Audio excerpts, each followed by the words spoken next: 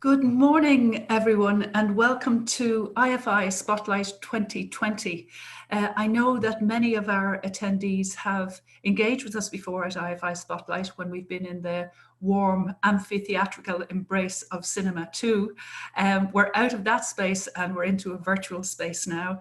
And we have still some intimacy. We're in people's attics and kitchens and bedrooms, and of course the lack of physical contact is compensated for by the greater geographical reach that the digital environment allows. So we'd like to welcome, I believe we have about 100 attendees, and they're from various parts of Ireland and further afield. So welcome you all to this event.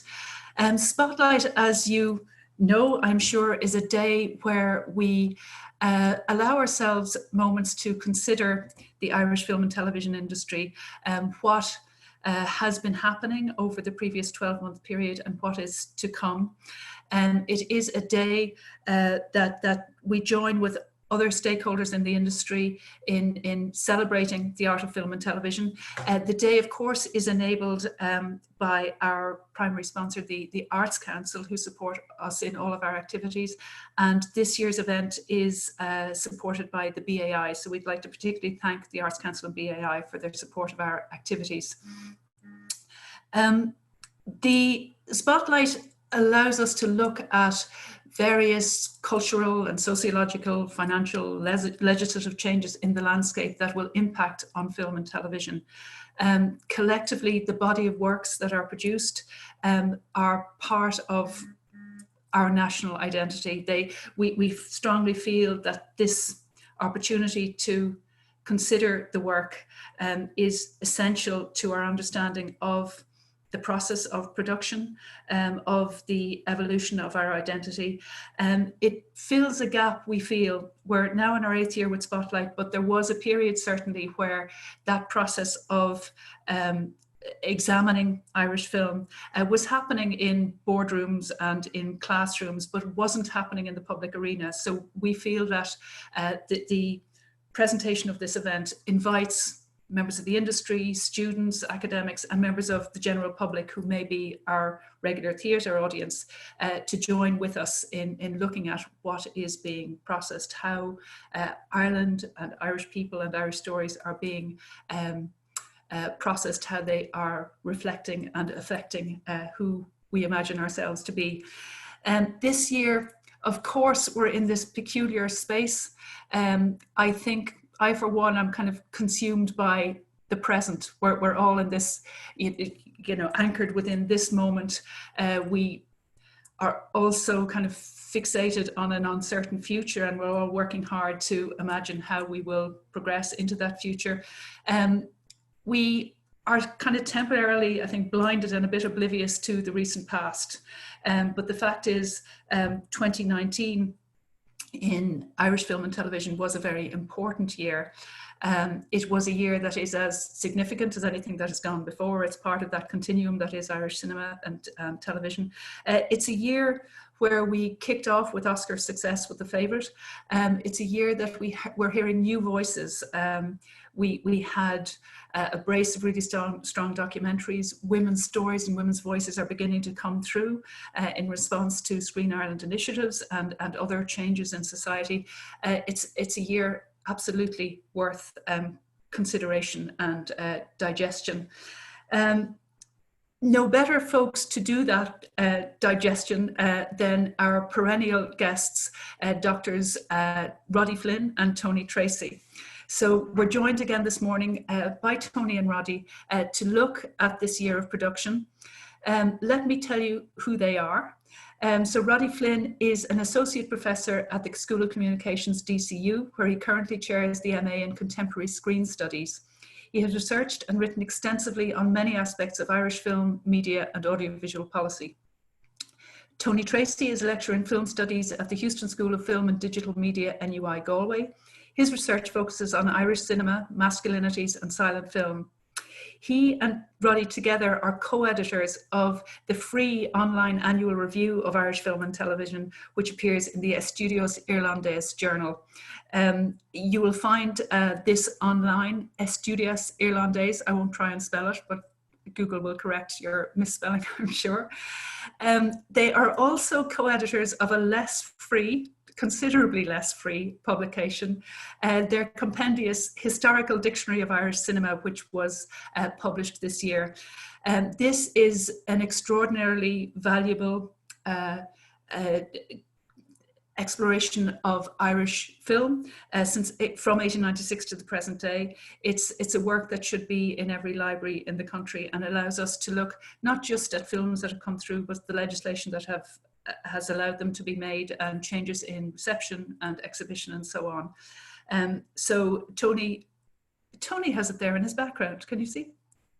There it is. Look at the size of that. So Tony and Roddy are co-authors of that Historical Dictionary of Irish Cinema. So no better people to take us through this past year. I'm just going to give you a couple of housekeeping tips before I hand over to Tony. This, as I say, is the first in our series of Spotlight Talks. Our second is in 2 weeks' time, so on Friday the 26th of June. I'm delighted to welcome Dr. Annie Duna and Dr. Susan Liddy in a session called Return to Gender, where they will look at changes in legislation. They will look at the success of various initiatives within Screen Ireland to create a climate of greater inclusivity, allowing greater diversity in Irish film and television. So Susan and Annie will be in conversation in 2 weeks' time, and we will host further Spotlight Talks at fortnightly intervals after that. We would welcome your response to Tony and Roddy's presentations. Tony and Roddy will speak for 10 or 15 minutes apiece. Following their presentations, we'll invite you to join us for Q&As. Please put your questions at the Q&A button on your screen. The chat button is just for you to wonder where Roddy got his tie. It's just for chatting among yourselves. The Q&A button, though, specifically is if you want to address a question to Tony or Roddy, so use that rather than the chat button. I think that's all I need to say at this juncture, and I will hand over now to Dr. Tony Tracy. Thank you. All right, hi everyone, and this is very odd, but it's really nice to be here, although I've been here for 3 months. In any case, it's nice to be invited back and to have a go at thinking a little bit about the year that was. And as Sunniva said, that didn't seem all that attractive at one point, in the sense that I wasn't sure there was a year before this, as I'm sure all of you felt similarly. So last year, in the aftermath of the Irish Film Board renaming itself Screen Ireland, or Irish Screen, I should say, I wondered if something might have been lost in translation, something around the word film, its history and its cultural weight as an art form, a form that had emerged almost simultaneously as coinciding with modernity across Europe, America and Asia. And over a century, that form found myriad ways of expressing itself and myriad publics across the world. A form that had its own temple, the darkened rooms of cinemas where millions of eyes had stared at blank walls, transported like Plato's myth by the illusion of flickering light, by shadows of life beyond the cave. Well, the laugh is on us, because never has the myth of the cave been more apt, but also more altered. For the last 3 months, we've had only our caves, but in place of the blank walls behind us, a profusion of screens that opened up untold windows in front of us, just as the Irish Screen logo foretold. Our anxieties over those overlapping rectangles last year were rooted in a kind of lingering commitment to the projected image as something more than trickery or technology, a kind of paganistic belief that the practice of gathering with strangers in dark rooms was something atavistic, even spiritual, even when the kids behind you wouldn't stop kicking your seat. The past 3 months have sullied and scrambled that fantasy a little bit. my primary cave screen, the one on which I'm now watching myself, has more often shown me the kitchen of Glen Hansard and 1,000 glitching webinar talking heads and discussions than the metaphysical meditations of Tarkovsky. What once were considered peripheral visions have now come literally center screen. Indeed, all the world's a screen where every man and woman and Zoom-educated child must play their part. This has, of course, interesting and as yet completely undeveloped implications for film, TV and producers, as well as funders, and particularly in a small nation like Ireland. Who and where is the audience when potentially everyone is the audience and everywhere a screen? Or to flip that, is the notion of a national or a local audience now more a limitation than a liberation if you're making work that inherently indexes the social world, as live action production does, i.e. leaving animation to one side? How you respond to those questions about borders and audiences and places of consumption as a producer and as a funder will inflect not only future content decisions, narratives and themes, but also casting, a sense of place, a sense of space, and more than ever, modes of distribution and exhibition. When it came to reflecting on the 30 or so feature films that were released in 2019, in fact, around 2028 with 15 or so documentaries, we initially wondered if they might have fallen foul of some of these issues, this kind of in-between stage from cinema towards screens. And from a distance, that is to say, our first conversations, few of the films seem to have snagged the public imagination or entered public discourse, whatever that is nowadays, in the way that sometimes happens, often happens, and which allows us, as both a society and as scholars, to feel reassured in the ongoing vitality and relevance of Irish cinema as a concept, as well as a reality. Admittedly, at a textual level, audiences might have felt hard-pressed to recognize some of those films as local texts. The Favourite, of course, which was released in early January, Neil Jordan's Greta, John Butler's Sensitive and Touching Papachulo, set in California, or Ivan Kavanagh's Never Grow Old, a left-field revisionist Western starring John Cusack and Emile Hirsch, which was shot in Connemara and which would have been expected to make big news on its release in August, but which, like many of the Irish titles released this year, came and went in what, in fact, probably was the worst year for Irish film at the box office in about a decade or so. But even the Irish-themed films of 2019 initially seemed to us sort of out of focus, one of those in-between years when it was difficult to detect contours to those flickering shadows or intimate what might be going on outside the cave. But this year, more than most, perhaps the truth lay in the shadows. So I'll begin with this one. Roddy, if you could put up that first image. You'll recognize it as from Lee Cronin's Hole in the Ground, possibly the biggest film of the year in terms of profile and attention. Now, I have sort of lost my speech there, right? Sorry, I'll just, I have lost. Sorry about this now. We have there we go. Possibly the biggest film this year in terms of profile and the scale of its release. I'm not sure exactly on how many prints that was released, but it was well over 100. Both of which were unprecedented for an Irish horror. Now, the actor in this image is Cathy Utnan, not a household name, but unfamiliarity helps if you're only going to see her face once and for effect. She is a Finnish actress, better known for Aki Kaurismäki films. And in The Hole in the Ground, she has very little to do other than embody a kind of crazed woman named Noreen Brady, who wanders the country roads in the locality where Shauna Kerslake character, Sarah, has moved with her son, Chris. Cathy is probably in the film because of Finnish funding, but her strangeness is not because she's an outsider. No, it's because she's lost her reason at some stage and has become a figure of local myth, but also of derision. Although largely a genre plot jump scare device to create unease in the mind of Sarah and the audience, Noreen Brady is, for me, possibly the most disturbing thing in the film. An elderly woman, a mother who has suffered a mental breakdown following the death of her child. It's a fascinating sub-theme in the film, which is raised but not really quite pursued, but it's linked to another, also somewhat underdeveloped theme of previous physical abuse against Sarah, introduced through the scar on her forehead.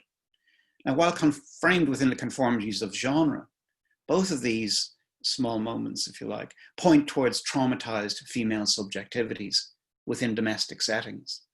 The actual hole in the ground itself also largely functions as a supernatural entity, but it also allegorizes a split maternal identity, one which wants to go on living above ground, and the other which has dragged the child below. The struggle, it suggests, is for Sarah and her son to return to everyday life, which is presented here in the film, as is so often in horror, but also in Irish cinema, as an escape from the haunted rural to the modern metropolis. It's a theme as old as Irish Gothic. Noreen is a latter-day Camille. But the anonymous apartment to which Sarah and her son finally escape at the end of the film is less than convincingly comforting. Covered in mirrors from where cautiously she surveys her son via a camera, it is a paranoid and enclosed space rather than a modern home. And it seems to me also to unintentionally allegorize a different kind of a cave, one of surveillance capitalism that we have all willingly sold ourselves into and are doing so even as we speak. The Hole in the Ground's genre elements are carefully calibrated to give it an international attraction, a gambit borne out in it being picked up by A24 and by Lee Cronin's recent impressive achievement in being appointed to direct Living Dead 4. Its local specifics are minimized, but not entirely suppressed. But its foregrounding of female subjectivity finds resonances across almost all of the Irish films of 2019, most obviously in Vico Nicki's experimental horror Cellar Door, which won Best First Irish Feature at the FLA, which similarly focuses on a maternal trauma and gestures more explicitly toward the Tune Babies scandal.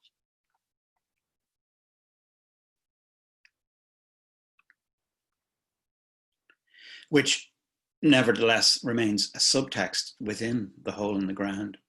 Reminiscent of Polanski's apartment trilogy, I liked Cellar Door's efforts to convey via the language of film, and it really is a cinematic film, the panic and confusion of its protagonist, as she, like Sarah O'Neill, loses coherence and coordinates in a frantic, frustrating search for her child. A maternal focus is also central to A Bump Along the Way, albeit with a dramatic shift in tone and themes. Arguably the most realist of this year's films, it was consequently for me, perhaps the most satisfying, and I have to say surprisingly satisfying. Most reviews have linked the film with Derry Girls, and it certainly shares with that small screen phenomena several obvious elements, including setting, bitchy high school girls, and a raucous sense of humor against adversity. But it brings distinctive qualities of its own, central among which is Brona Gallagher's fearless and nuanced performance of a woman who shouldn't be pregnant, but, well, is. The four women at the heart of this film, director Shelley Love, writer Tess McGowan, Lola Pettigrew, and Brona Gallagher, brilliantly balance both the comic and dramatic potential of the situation. And the story becomes as much about a coming of age of a woman in her 40s as it is about her daughter's acceptance of her mother, and thus of herself as a woman. Amongst other things, the film is a great portrait of the adversity suffered and often endured by single parents, and single women in particular. The film A Bump Along the Way is in fact one of just 3 feature films in 2019 written or directed by women. The others, Float Like a Butterfly by Carmel Winters and Ordinary Love, co-directed by Lisa Barris de Sa, similarly put female characters at the centre of their narratives, albeit from very different Irish cultures and generations.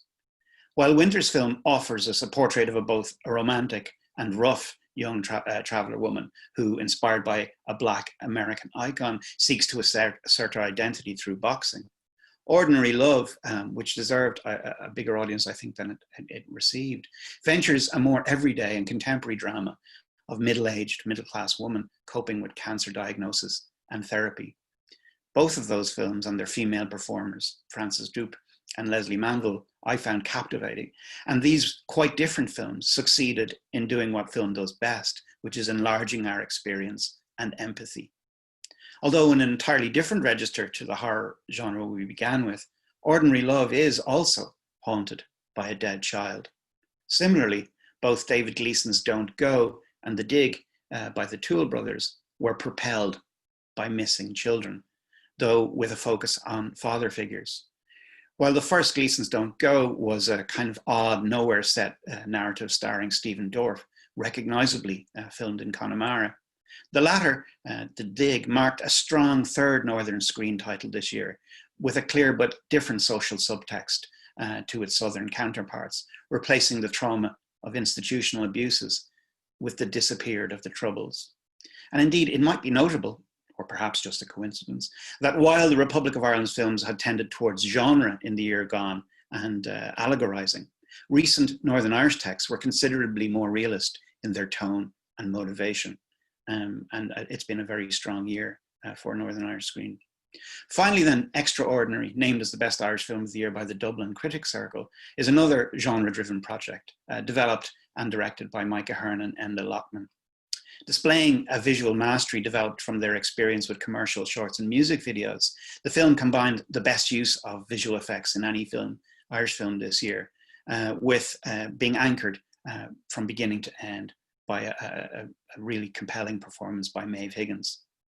Walking a finer line between the living and the dead than any of the other female characters we've mentioned, Maeve Higgins' character moves with unperturbed nonchalance between supernatural fright and wistful singledom, as only the Irish Midlands might permit.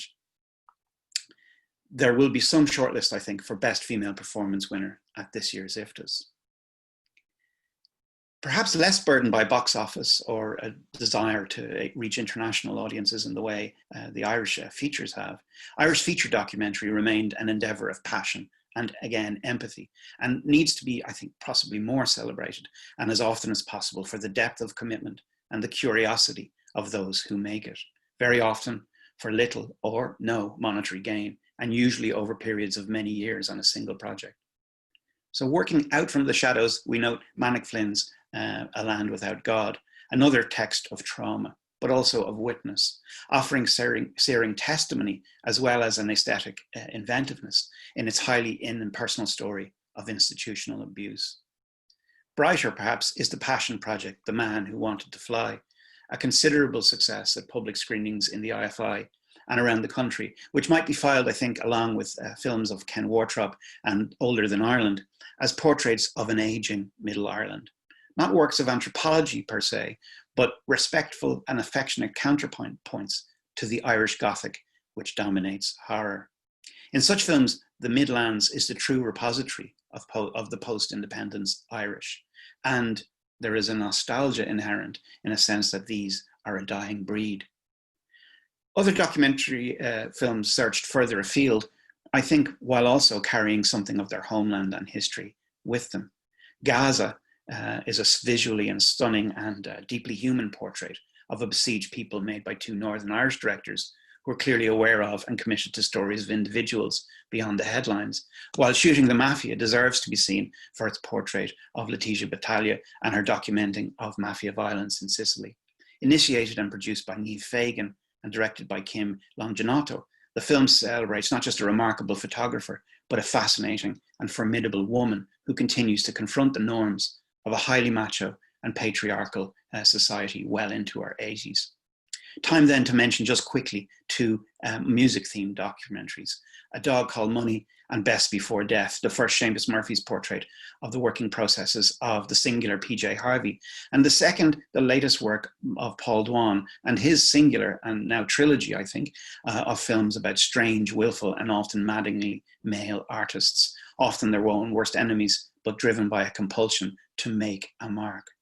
So there you have it, a view from the attic of the rich activity of Irish film in 2019. Whether those films impacted upon wider society and whether they have reached the audiences that they might remains a question to be more reviewed and considered in greater depth. But I think you'll agree a wide and worthy range of films. Thank you very much, Tony. That was a really fascinating investigation of the past 12 months. Well, this is 12 months before this peculiar period. I'm now going to hand over to Roddy Flynn for his take on the year. Over to you, Roddy. Thanks. Yeah, and I might just pick up on a couple of bits and pieces that Tony raised there. I mean, so I'm going to take a more, I suppose, industrial or political economy kind of look at this. And one of the points Tony made there was about the kind of perhaps the failure to land of some of the Irish cinema texts with audiences at the point of consumption in Irish cinemas this year. And I mean, it's funny. We've had excellent years kind of recently. We've had years with Black 47 and Young Offenders and even Mrs. Brown's Boys. But since 2010, Irish films have taken somewhere between 1% and, in a peak year, 2014, 7% of the local box office. But in 2019, there's no doubt that they struggled to find the space in a market which, as always, I suppose, is dominated not just by US cinema, but specifically by sort of franchise sort of behemoths. We haven't seen official figures for 2019 yet, but it does look like this will be one of those 1% years, or in fact less than 1% years, for Irish box office for Irish films in terms of our own box office. And as it's already obvious, the effect of COVID-19 means that 2020 is going to be probably even worse. However, if there's a relative failure to kind of land at a point of at least big screen consumption, there's a dramatic contrast with the success of Ireland Incorporated, if you like, in terms of our ability to compete in the international division of screen labour. And it's been particularly stunning in 2019. I'm going to keep going back and forth between sort of some PowerPoint figures here and some graphs, if you'll forgive me, but Screen Ireland produced figures, and this is really the only kind of reliable set of figures that we have, that talk about projects which receive Section 481 funding. Now, that does not include all projects filmed in Ireland, but it does account for the vast majority of screen production funding. And if I can just share for a second, you can get some sort of sense of where that money is going. So what you've got there is expenditure in hundreds of millions on three forms of screen production. The blue line represents spending on television drama. The orange line is film, and the grey line is animation.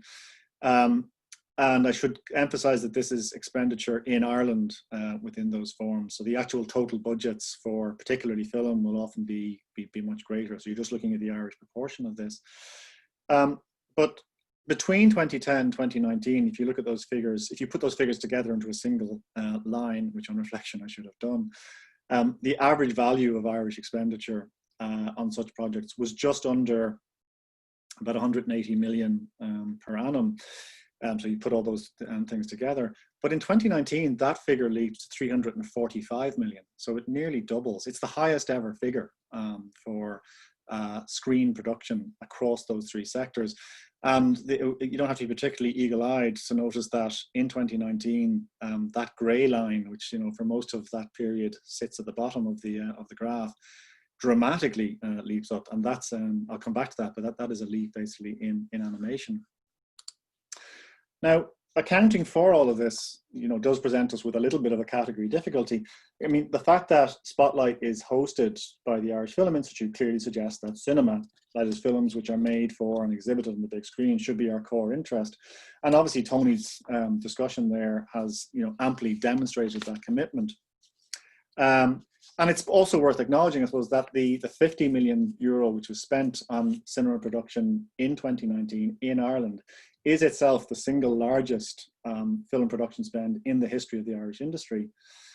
But within the complex ecology of Irish screen production, with its intermix of television, drama, animation, and film, the last film is increasingly the junior partner. And I suppose that status is reflected in the nomenclature switch away from Irish Film Board to Screen Ireland. Now, accounting for this jump, though, means acknowledging the huge presence of overseas originated production in Ireland. Now, to take an example of that, so between 2008 and 2011, the money spent on labour by Indigenous television production and incoming projects was roughly equivalent. But incoming television productions, that is productions shot in Ireland but coming from outside, explode, in particular after 2016. And it's illustrated, I suppose, by the presence of these, of these kind of productions. And some of these, the Tudors go back to 2006, but most of them are post, they're kind of, mid to late kind of 2010s. And what you have there is a kind of an active attempt by US cable channels to expand their rosters. By 2017, these kind of productions put together accounted for about 156 million of the total 291 million that was spent in Ireland across film, animation, documentary and television. So more than half of all expenditure on screen production in Ireland was accounted for by these television productions. And it's notable that even before the publication of the 2018 Audiovisual Action Plan, with its declared global hub ambitions for Irish screen production, in 2017, more than 80% of Irish production expenditure was already being sourced from outside Ireland. But we can't ignore what's happened with animation in the last year, because it has witnessed the most spectacular and dramatic acceleration of activity. Now, the growth of the indigenous animation sector out of the ashes of Sullivan Bluth in the mid-1990s has been well rehearsed, and it is a truly remarkable success story built on far more sustainable foundations, arguably, than the purely foreign direct investment strategy of the IDA for animation in the late 1980s. But while generating healthy levels of Irish investment since 2010, something in the region of 34 million per annum was spent on animation between 2010 and 2018. This soared to 178 million just for animation in 2019. And to put that in context, and again, just to go back to that, that chart, to put that in context, the 178 million spent on animation last year was more valuable than all expenditure on Irish film, all Irish expenditure on film and television production combined. And that reflects too, I suppose, a surge in the number of incoming animation projects in that period. There were 12 animation projects coming into Ireland from outside in 2017. There were 28 of those in 2019, nearly a trebling in that period. Moreover, in contrast with film, there is a more predictable correlation between the overall value of animation projects involving our Irish partners and their expenditure in Ireland. I mean, to give an example, between 2015 and 2016, the value of the overall budgets of film projects shot in Ireland quadrupled, between 54 million to 202 million. But the Irish element of that expenditure actually fell in that period from just 20.7 million to 20.4 million. So just 10% of those budgets for film productions were actually being spent in Ireland. For animation, by contrast, the overall budget to Irish spend ratio is typically between 40 and 50%. So if a film costs 100 million to make overall, an animated film, something between 40 and 50 million of that is actually going to be spent in Ireland. The thing is, though, if you look across all of those sectors, animation, drama, and television, 2019 sees a growth in expenditure in all of them. And to try and account for this, we need to acknowledge, I think, the role of, I mean, it's hardly a new element, I suppose, in international production at this stage, but it's the role of the streamers. And in particular, I suppose, a heating up of the streamers. And we may still think of the streamers as being largely kind of constituted by Netflix, which is why I've given it the largest kind of symbol there. And we'll be much more conscious of Disney Plus, I suppose, given its launch in the last year, Amazon Prime as well. But we also have kind of coming down their heels, and this is obviously much more intense within the US market. You've got roughly 7 or 8 major players at this stage. So NBC's Peacock, HBO's Max, CBS's All Access, you've got Apple TV. And this is driving a huge upsurge in demand for content. So having dominated the market since 2010, Netflix suddenly faces competition from what are called over-the-top services, OTT services, which are being offered by these legacy television companies like CBS and like NBC, and I suppose to a certain extent Disney. And the scale of the potential outlay on content production across these firms is truly staggering. The services which are rooted in legacy production, like again, NBC and CBS, they can to a certain extent cannibalize their existing libraries. But newer players must rapidly acquire their own directly acquired content, their own directly owned content, as rights holders start retrieving content back to bulwark their own moves into the OTT markets. Netflix total content budget in 2013 was around $2.3 billion, and that was mainly spent on acquisitions. By 2019, that figure had leapt to a reported $15 billion, and that's mainly been spent on producing about 300 own brand, if you like, productions from countries all around the world. Apple, for its part, its annual investment in content production went from $1 billion in 2017 to $6 billion in 2019. Amazon matched Apple's investment by 2019 and earmarked for one production alone, its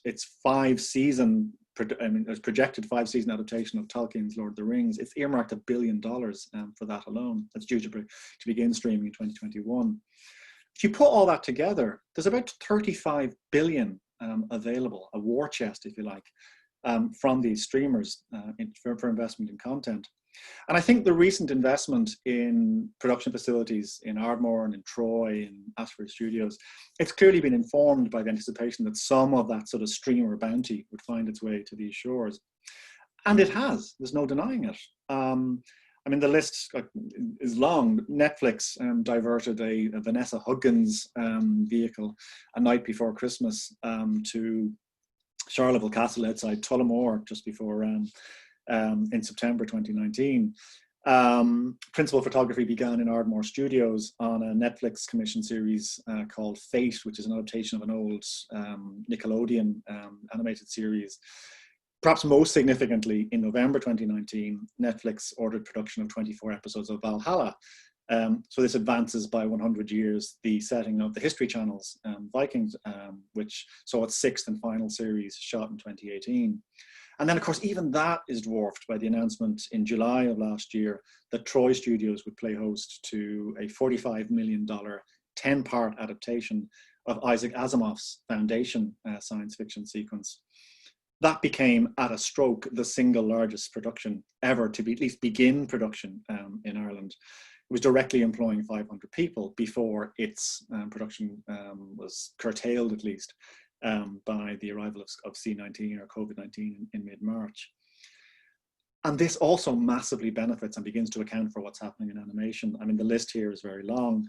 Jam Media are producing Jessie and Nessie for Amazon Prime. Cartoon Saloons, Wolfwalkers is aimed at the Apple Television Plus a streaming service. The Cartoon Saloon are also working on My Father's Dragon for Netflix. Lighthouse Studios, also in Kilkenny down the road from Cartoon Saloon, have at least 2 shows, Bug Diaries and If You Give a Mouse a Cookie for Amazon.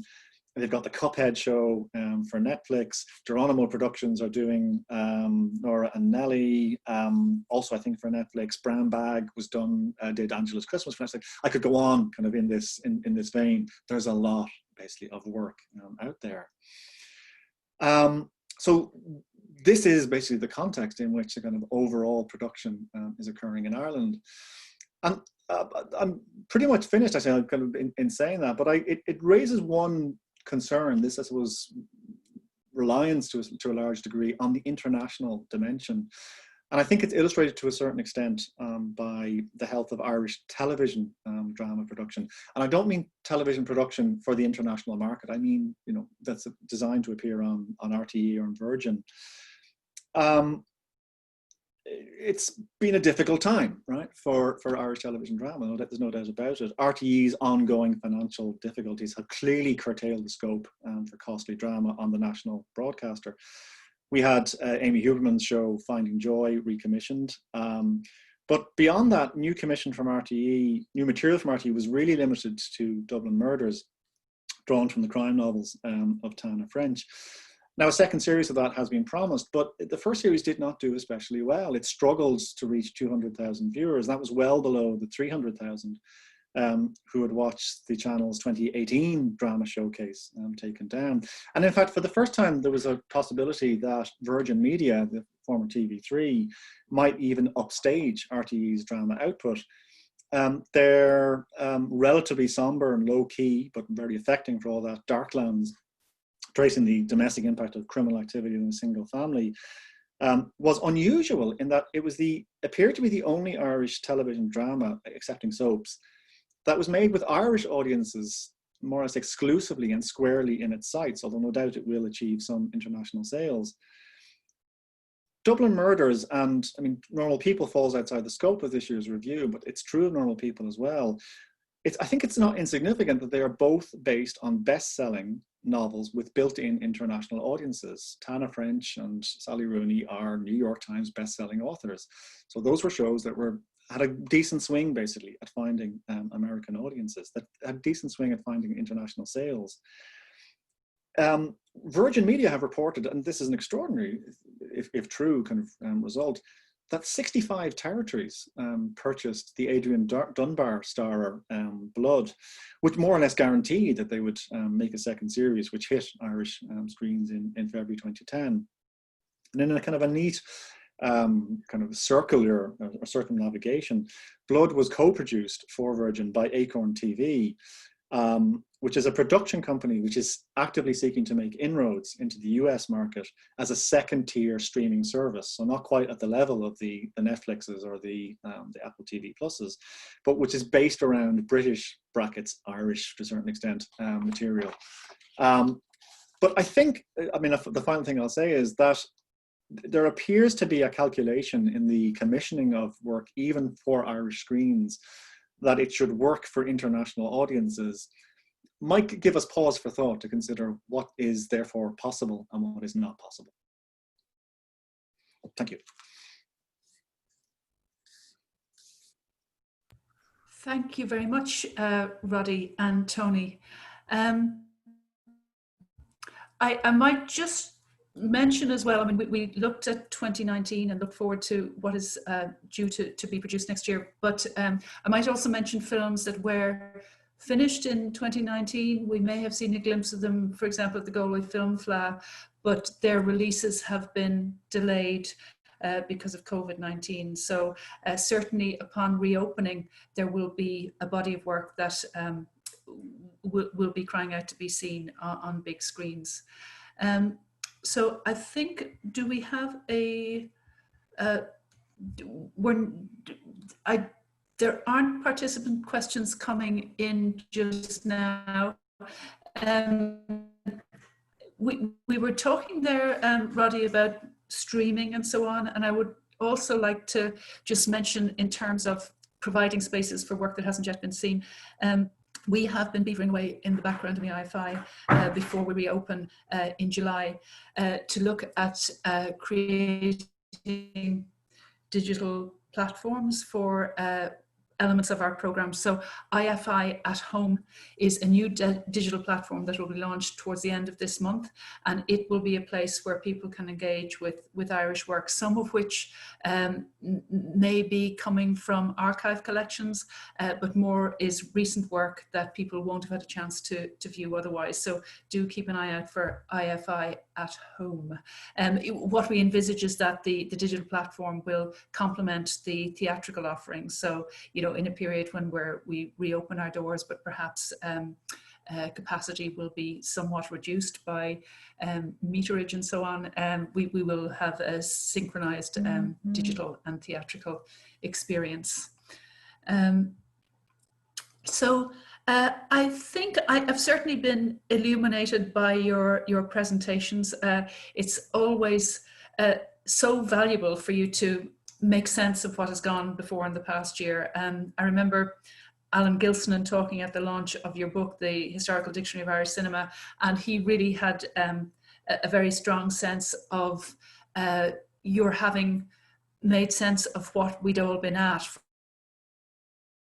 the past 30 years or so. I mean, at times we may all feel that we're working in isolated ways, but you know, to look at the work as a body of work, and for you to identify trends and to understand frameworks within which work is being made, it's invaluable for our collective sense of what has been going on.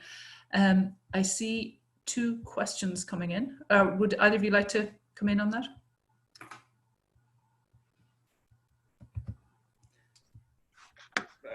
Sorry, come in on what you're saying, or? In fact, maybe let's just jump over to a question from Colin Ryder. He says he'd be interested to get both your views on how you feel the balance might shift between small screen releases and cinema releases as we exit COVID-19. Well, I suppose, I mean, the obvious point to say about cinema releases in general is that, and this is a truism, I think, that they function as trailers essentially for distribution, increasingly so. And with the way the financial breakdown goes towards distributors and towards theater owners, it's a difficult space for filmmakers to raise any revenue. But there is no doubt that the cinema release continues to have status, enormous cultural status and value. And it is what most filmmakers most desire.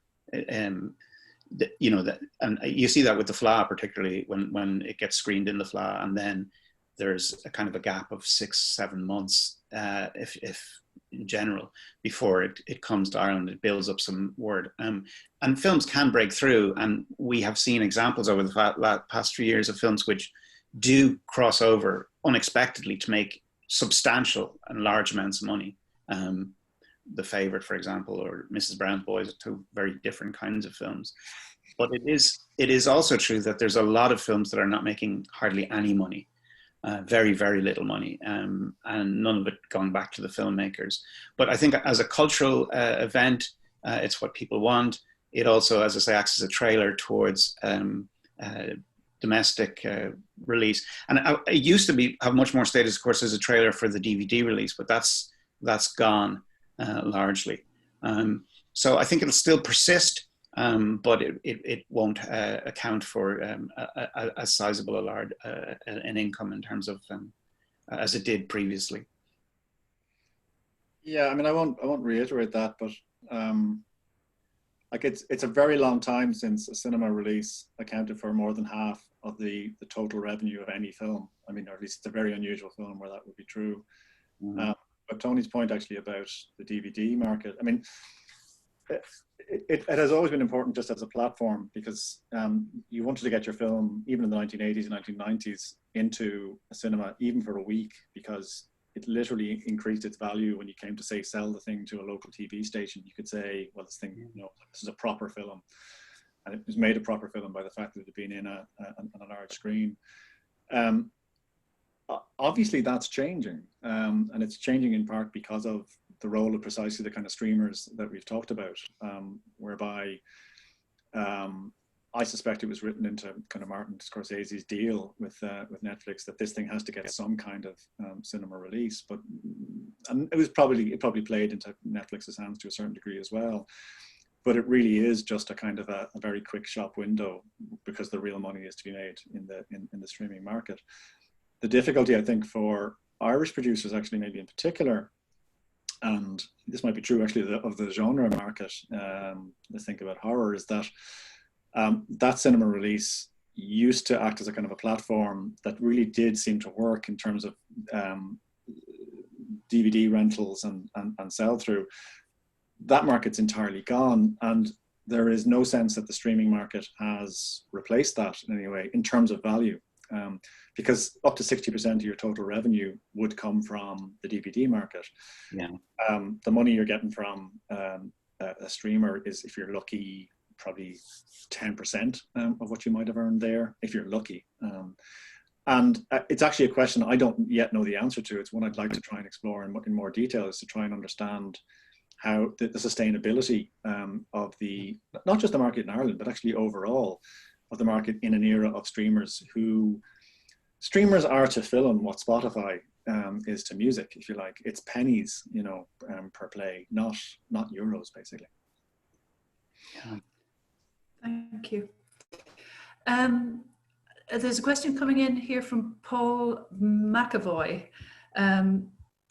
And his question is for Roddy. Roddy, you note that the surge in foreign production revenue has meant that the production stories and target audiences are necessarily less Irish and local.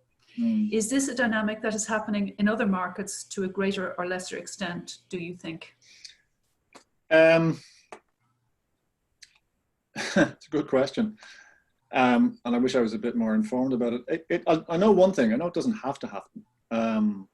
And I'm slightly loath to kind of cite the example of Denmark because it's the Danish example, DR2, and the kind of the Scandi noir dramas are sometimes kind of misunderstood. But just to talk about them briefly, I do think they're an illustration that you don't have to do something which is, you know, so overtly outward looking in its. I mean, like the point about Normal People and say Dublin Murders isn't that they're not Irish, but it's my question is there what other stuff might have been commissioned in their stead? To what extent does their pre-sold audience determine that those are the texts that are going to be possible? And I suppose in a way there's kind of no way of knowing the answer to that. We don't know what else wasn't contemplated, what else kind of hasn't been taken on. But the fact that the financial strictures that Irish broadcasters are operating in are so kind of constrained at the moment means that you've kind of got one shot, right? You can do one thing per annum. Dublin Murders was last year's. Normal People was this year's. There's going to be another one, I think Dead Still it's called, which is a sort of Victorian detective drama with Michael Smiley coming out. And then we have Smother, and I'm open to correction here, which will appear on, is that for RTE? Tony, do you know? That's, yeah, sorry, yeah. That's the Western Screen Commission, yeah. And a point actually about all of those productions as well is that they're virtually all co-productions with the BBC or with, again, international players. So Normal People is BBC and Hulu. Dublin Murders is BBC and RTE. Acorn TV, for example, working on Blood. So presumably we have to be able to offer something to those kind of international funders that they think this thing has got an international kind of purchase. When DR2 puts funding into its drama of the year, it, as far as I can see, is largely internally funding that. It certainly was at the start with The Killing. So they could afford, in a way, to make something that only worked for local audiences. As it turned out, it became internationally massive, and it probably meant that in seasons 2 and 3, and when you got to The Bridge and Borgen, it was much easier to find that kind of international funding. But they did it first by establishing that this would work with a Danish audience, and it was made for a Danish audience. The Irish example, the Irish parallel for that, I don't see. So I do think that we seem to be currently living in a moment of financially imposed requirements to look outside. And I suppose it's up to the viewer to make a decision as to whether that dilutes the local and the cultural specificity of the text. Yeah, and I mean, I think that like clearly what's happening is there's a really rich range of material being made, and clearly we can't underestimate or undervalue the amount of employment in the sector, you know, and that's really terrific. And out of employment, out of activity, stories and professionalization occurs. So it's not that you want to sort of diminish that. And the internationalization is a really positive element. It makes us look outside. I suppose that, I want to sort of warn against the notion of sort of cultural purity or, the idea that we have a distinctive kind of set of stories. But as I said sort of briefly in my comments, I was very impressed by the films that came out of Northern Ireland this year. I mentioned Bump Along the Way and Gaza and The Dig, for instance, all of which I thought were really, really rich and really engaged with social realities in different ways. And I just think that social reality is really, really important.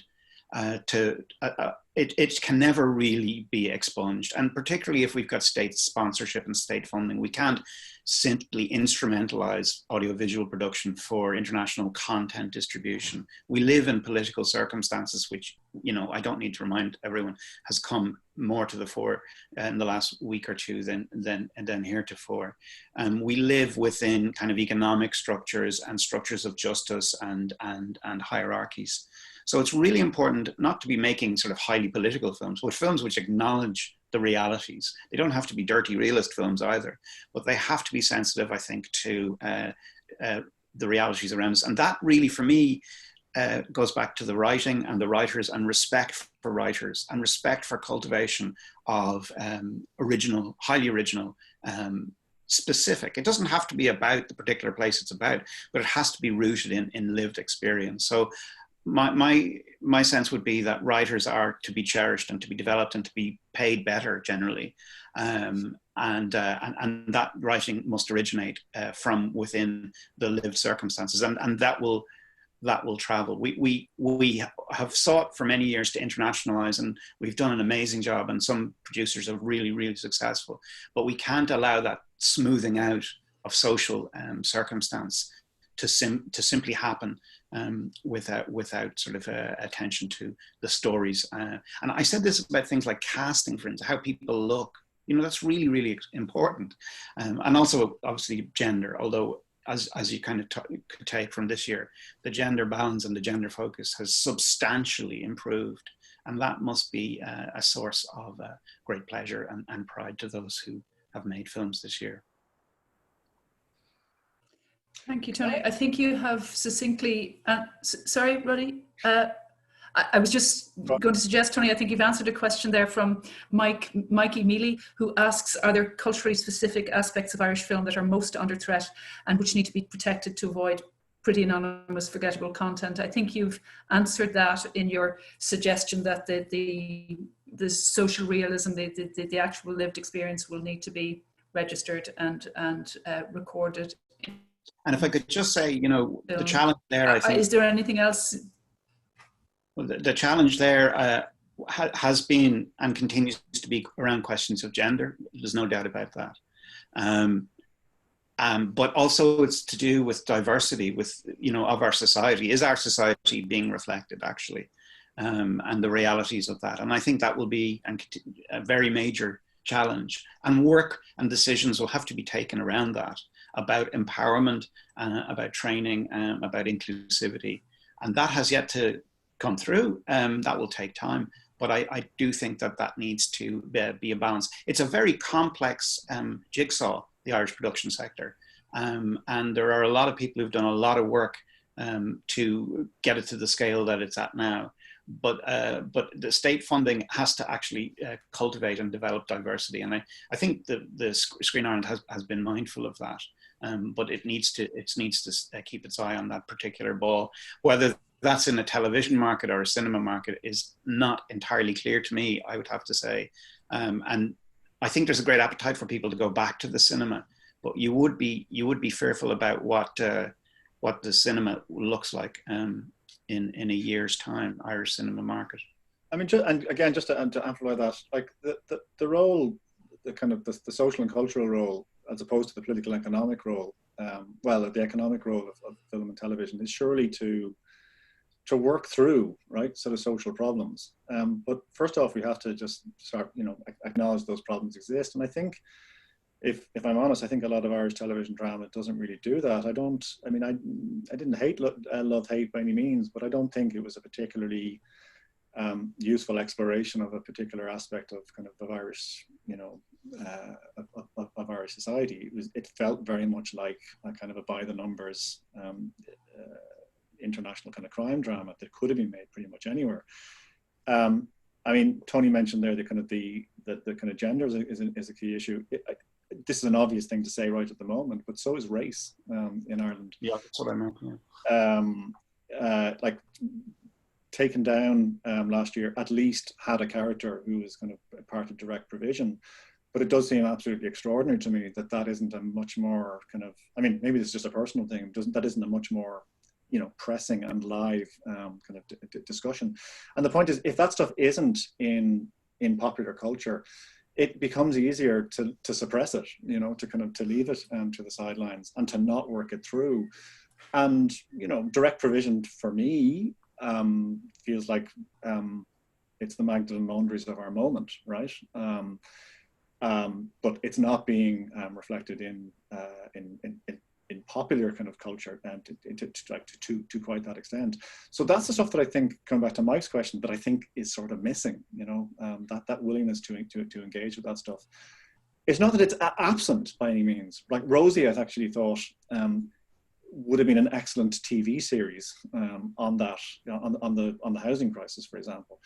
I think it is a TV, show actually that happened to be made as a movie. but it felt like one. But it was a really good one. It's actually not a criticism of it. It's maybe just that it was kind of put out there in the wrong category. It does happen, but I think we could do so much more of it. And I do think that the concern to make stuff that works and is understandable to an international audience curtails our willingness to explore stuff, you know, that is kind of specific to Ireland, because you have to spend so much more time explaining the context to an international audience. Like, this is what's going on in Ireland. And, you know, drama is about concision a lot of the time. It's about succinctness, getting stuff across quickly. There's a great question there from Mark, and I don't know if anyone's here from Volta or from Element who might be able to help us with that.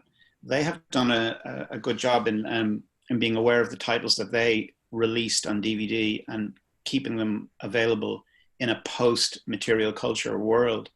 And the question from Mark goes to the rarity or the relative obscurity or the difficulty and the increasing difficulty of accessing what we might grandiosely call our cinematic heritage. And I think it's a really excellent and important question. The idea that Netflix, and I keep an eye on this too, has maybe 2 or 3 titles at a given moment and then they disappear and so on. But at the same time, their presence obliterates the material culture aspect, and this room is full of bits and pieces of material culture which will never be used again. And so there is an interesting question there for funders who funded the productions. Mark mentions films like Disco Pigs and I Went Down and Song for a Raggy Boy and so on, about future access to that library and that cultural heritage. And that will be a question, I think, as I say, I know Volta do some of that with the rights that they owned, and there's enormous rights issues, but I think Sunniva, you guys have sort of begun to think about that around other content, but it may become an increasingly important role, this notion of a library of cultural heritage in Irish film. Yeah, I mean, there is this kind of curious expectation now of access to the entire heritage. The fact is, I mean, happily, all of that material is preserved in the archive, and we make it available, I guess, still in a theatrical context. And, you know, we find occasions frequently to screen these films. And of course, that's the ultimate way of viewing in a darkened cinema with, you know, perhaps Q&A with directors and so on. The business of getting them online to a standard that would do justice to the original film is costly. It no doubt will happen in the fullness of time, but for the moment, rest assured, they're being minded. They're not disappearing. They're there in the archive and will be brought out at some stage. I mean, I think it's also worth just recalling just briefly, that like going back to the 2009 Broadcasting Act, there was provision made for the curation of an Irish film channel, which would have, you know, presumably streamed, or not streamed, but would have, you know, recycled that kind of Irish film, and it was going to be kind of, I think, run under the auspices of what was then the Irish Film Board. Now, since then, the arrival of streaming services probably makes that sort of obsolete, but the basic idea that there should be some kind of repository that's available to the public should perhaps just be transposed to that idea. And I mean, I see a comment there from Niall Murphy about the difficulty with accessing rights. I absolutely take that. It's fascinating that I Went Down, a film from 1997, is still tied up in rights 23 years on, so you couldn't get access to something as popular as that. But I would also like to kind of guess that, I mean, the book that we mentioned there, that kind of Tony and I did, led us to watch an awful lot of material that, to be honest with you, we'd never seen before. And whilst we might at times seem to be very kind of critical of what Irish kind of screen production does, I certainly came across an absolute wealth of really amazing cinema that I had barely heard of, and it certainly hadn't seen kind of on release. And some of that material, I'm guessing, probably isn't as tied up in rights. You know, there are literally at this stage 400 or 500 films that have been produced with sort of Irish Film Board, Screen Ireland funding since 1993. 100 of those, you know, you've got the basis of some kind of streaming service. Yeah, and I think particularly document. Yeah, sorry. I think there's a number of issues there that you've raised that we will be teasing out over the course of the next Spotlight talks. Certainly talks of gender and race and inclusion, I think, will be picked up by Annie Duna and Susan Liddy next week. Issues around streaming and the harmonious coexistence of big and small screens will be teased out in the session following that, when we look at the digital environment. Shall we sleep perchance to stream is not the name of it, because I robbed that from the New Yorker. But so let me tell participants that this fascinating talk has been recorded. It will be available, if you keep an eye, it will go out via Twitter and on social media, and on the IFI home pages. Next week's session with Annie Duna and Susan Biddy is now available for registration. If you go to the Spotlight section of the IFI homepage, you will find an option there for registration. So I think, gentlemen, it's been a fascinating and valuable guinea pigs with our first IFI Spotlight. I don't think we did anything horribly wrong, did we? No. Not for us well, to say. apart from that moment, Tony, when you go.